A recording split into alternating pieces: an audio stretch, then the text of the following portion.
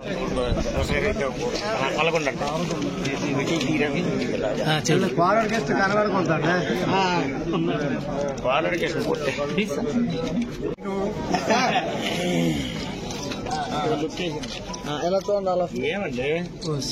మీదే అంటారా? నువ్వు కూడా దగ్గర ఉండే ఓకే సార్, థ్యాంక్ యూ. అయిపోయా ఫోటో.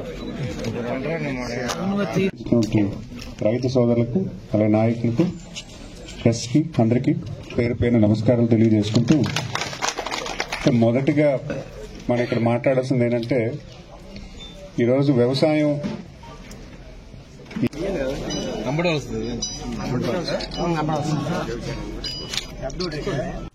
అందరూ కూడా జిల్లా ఆఫీసర్స్ అవ్వచ్చు, గజపతినగర్ నియోజకవర్గ ఆఫీసర్స్ అవ్వచ్చు, అలాగే రైతు సేవా కేంద్రాల నుంచి ప్రతి ఒక్కరూ కూడా మన రైతుల పక్షాన నిలబడి రైతులకి మంచి చేకూర్చే విధంగా ప్రభుత్వం తాలూకా పథకాలన్నీ కూడా కిందకు వచ్చే విధానాన్ని వీళ్ళు అమలు చేస్తున్నారంటే మనందరం కూడా అభినందిస్తూ, మరి ఈరోజు ఈ ఎక్విప్మెంట్ కూడా ఈరోజు మనకి ఎట్టి పరిస్థితుల్లో ప్రతి సంవత్సరానికి ఆర్థిక సంవత్సరంలో ఇంత బడ్జెట్ అనేది సెంట్రల్ గవర్నమెంట్ అలొకేట్ చేస్తుంది.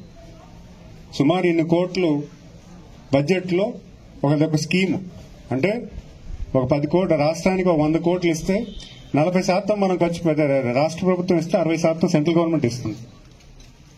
మరి అది ఆ బడ్జెట్ చేయాలన్నా కూడా మన స్టేట్ గవర్నమెంట్ నుంచి కాంట్రిబ్యూషన్ ఉండాలి. స్టేట్ గవర్నమెంట్ కాంట్రిబ్యూషన్ ఉంటేనే సెంట్రల్ గవర్నమెంట్ నుంచి మనం ఏదైనా పరికరాలు తెచ్చుకోవడానికి అవకాశం ఉంటుంది. సుమారు 93 స్కీమ్స్ ని లాస్ట్ గవర్నమెంట్ ఇగ్నోర్ చేసింది. అందులో ఇదొక స్కీమ్. ఈరోజు ప్రభుత్వం వచ్చిన వెంటనే ఇలాంటి ప్రతి స్కీము రైతులకు ఉపయోగపడేది. మన తాలూకు ఇన్ఫ్రాస్ట్రక్చర్ ఈరోజు జల్ జీవన్ మిషన్ అని ఇంటింటికి కొలాయి ఎంత పెద్ద ఇష్యూ. ఈరోజు గ్రామాల్లో చూస్తే ఎక్కడికి వెళ్ళిన మహిళలందరూ కూడా బాబు మాకు తాగునీళ్ళు లేదు, ఇబ్బంది పడుతున్నా అంటారు. గత పాలకులు దాన్ని పట్టించుకోకపోవడం వల్లే అది జరిగింది. మన రాష్ట్రానికి సుమారు 30,000 కోట్ల రూపాయలు మనకి శాంక్షన్ ఉండింది. కేవలం 3,000 కోట్ల రూపాయలు మాత్రమే గత పాలకులు దాని వినియోగంలో తెచ్చారు. అంటే జల్ జీవన్ అంటే డ్రింకింగ్ వాటర్ ఎంత అవసరం ప్రతి ఇంటికి కూడా, అలాంటి స్కీమ్స్ ని కూడా వాళ్ళు నెగ్లెక్ట్ చేసి పరిపాలన అంతా కూడా నిర్వీర్యం చేశారు.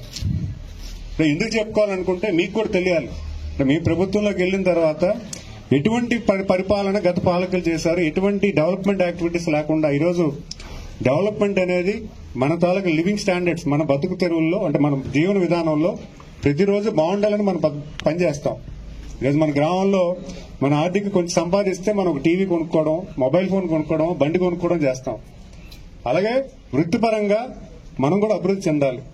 అలాగే గ్రామం తరఫున మనం అంటే ప్రతి సంవత్సరం మన గ్రామానికి ఇది అభివృద్ధి చేసుకుందాం, ఒక రోడ్డు కట్టుకుందాం, గుడి కట్టుకుందాం, లేకపోతే ఏదో చేసుకోవడానికి కూడా ఒక అభివృద్ధి అనేది గ్రామానికి రావాలి, మన ఇంట్లో కూడా అభివృద్ధి రావాలి. మరి లాస్ట్ 5 years గ్రామాలను వదిలేశారు, వృత్తులు వదిలేశారు, అన్ని వదిలేసి ఏదో చేశాం కనుక మంచి పరిపాలన అందించారని గత పాలకులు చెప్పుకుంటుంటే హాస్యాస్పదంగా ఉంది. మన రాష్ట్ర జీడీపీకి రాష్ట్రంలో ఉన్నటువంటి ఆదాయంలో 27% వ్యవసాయం నుంచి వస్తుంది. ప్రతి సంవత్సరం కూడా 20% వ్యవసాయ ఉత్పత్తులు పెంచాలని, వ్యవసాయం నుంచి ఆదాయం వచ్చేలాగా రైతు సోదరులకు ఆదాయం కల్పించే విధానాన్ని ప్రభుత్వం ఏర్పాటు చేస్తుంది. సో దానికి కావాల్సినటువంటి సదుపాయాలు ఏమున్నాయో దానిలో ఎటువంటి ఆక్షేపణ లేకుండా ప్రతిదీ కూడా అటెంప్ట్ చేస్తుంది. మనం చూసుకుంటే ఈరోజు రైతు సోదరులు చాలా మంది ఉన్నారు. గత 5 సంవత్సరాలుగా ఇలాంటి సబ్సిడీలో ఇలాంటివి ఏమైనా ఇచ్చారా?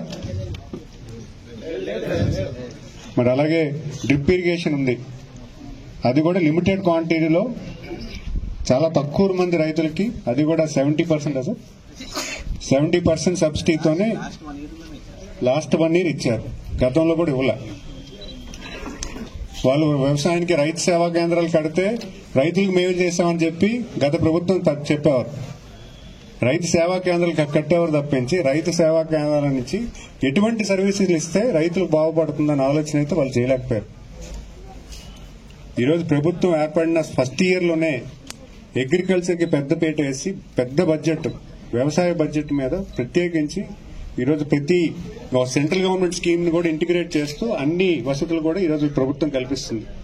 ఈరోజు సీడ్స్ అవ్వచ్చు, డిఓపి అవ్వచ్చు, యూరియా అవ్వచ్చు, ప్రతిదీ కూడా నేను ముందుగా అధికారులు అభినందించాలి. ఎందుకంటే వాళ్ళు ముందస్తుగానే నాకు తెలియజేసేవారు, సార్ మనకి డిఓపి షార్టేజ్ వస్తుంది, సీట్ షార్టేజ్ వస్తుంది, యూరియా షార్టేజ్ వస్తుంది, ముందస్తుగానే చెప్పేవారు. ప్యాడీ ప్రొక్యూర్మెంట్ అప్పుడు కూడా, సార్ పలానా మండలాల్లో ప్యాడీ ఇంకా ఉండిపోతుంది, మీరు సివిల్ సప్లైస్ మినిస్టర్ గారితో మాట్లాడి మన జిల్లాకి కొంచెం కెపాసిటీస్ పెంచాలి, ముందస్తుగా వీళ్ళు చెప్పడం వల్ల నేను కూడా సానుకూలంగా వెంటనే వెళ్ళడం, వెంటనే మినిస్టర్ స్పందించడం, ఈరోజు ప్రతి ప్యాడీ కూడా, ప్రతి ఎకరం కూడా మనం ప్రొక్యూర్మెంట్ చేసే విధానం ఈరోజు ఈ ప్రభుత్వం కల్పించిందంటే ఖచ్చితంగా అధికారులు చేసినటువంటి ఉన్నతమైన సేవని భావిస్తూ మీరు అందరూ కూడా వాళ్ళు అభినందించాలి. రోజు ప్రతి రైతునికి మనం మేలు చేయాలని సేవ అంటే రైతన్న ప్రతి రైతుకు కూడా ఇబ్బంది లేకుండా మనం సర్వీస్ అందించాలన్న ముఖ్య ఉద్దేశంతో ఈరోజు ఈ ఆఫీసర్స్ పనిచేస్తున్నారు.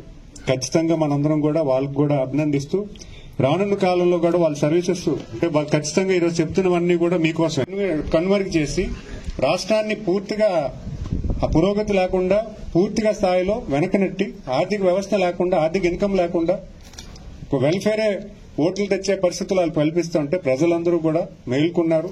మీరందరూ సహకారం అందించబట్టే ఈరోజు 93% మ్యాండేట్ వచ్చి మన రాష్ట్రాన్ని, మనల్ని, మన గ్రామాన్ని మనం కాపాడుకుని ఉంటే ఖచ్చితంగా మీ చలవని నేనైతే భావిస్తున్నాను. మీరు మేల్కోపోతే రాష్ట్రాన్ని ఇంకా అప్పుల పాలు చేసేవారు, ఇంకా దారుణమైన పరిపాలన మనం చూసేవాళ్ళం. ఈరోజు ప్రభుత్వం వచ్చిన వెంటనే ప్రతి డిపార్ట్మెంట్ కూడా ఈరోజు ఫంక్షన్ లోకి వచ్చింది. ఈరోజు మనం చూసుకుంటే మేము ఉన్నాం, మాకు ఎక్కడ ఖాళీ ఉంచట్లేదు. ఈ మీటింగ్లని, ఆ మీటింగ్లని, ఆ ప్లేస్కి వెళ్ళమని, ఈ ప్లేస్కి వెళ్ళమని మాకు గైడెన్స్ వస్తుంది. చేస్తూ మళ్ళీ జిల్లాలో ఉన్న ప్రతి యాక్టివిటీ మేము పార్టిసిపేట్ చేయాలి. మేము చేయడానికి సిద్ధంగా ఉన్నాం. కుర్రోళ్ళు అందరినీ కుర్రోళ్ళు తెచ్చుకున్నారన్న ఉన్న 175లో 88 మంది, అంటే 164లో 88 మంది కుర్రోళ్ళే ఫస్ట్ టైమర్స్. ప్లస్ మాకు కాంపిటీషన్లు పెడుతున్నారు.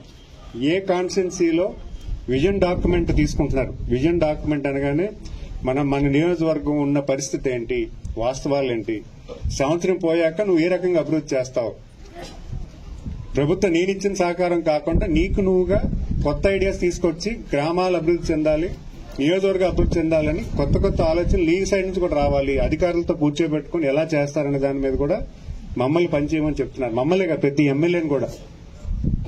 అభివృద్ధి అనేది ఈ రాష్ట్రంలో చాలా వెనకబడిపోయాం. ఈ రోజు మనం ర్యాంకింగ్స్ లో చూసుకుంటే ప్రతి విషయంలో కూడా వెనక్కి వెళ్ళిపోయాం. అంటే దేశ ర్యాంకింగ్స్ లో అగ్రికల్చర్ కు ర్యాంకింగ్ ఉంటుంది, ప్రతి డిపార్ట్మెంట్ కూడా ర్యాంకింగ్ ఉంటుంది. అలాంటి ర్యాంకింగ్స్ లో మనం వెనక్కి వెళ్ళిపోయాం. ఈ రోజు అగ్రికల్చర్ కి పెద్దపీట వేస్తూ మనం చూసాం.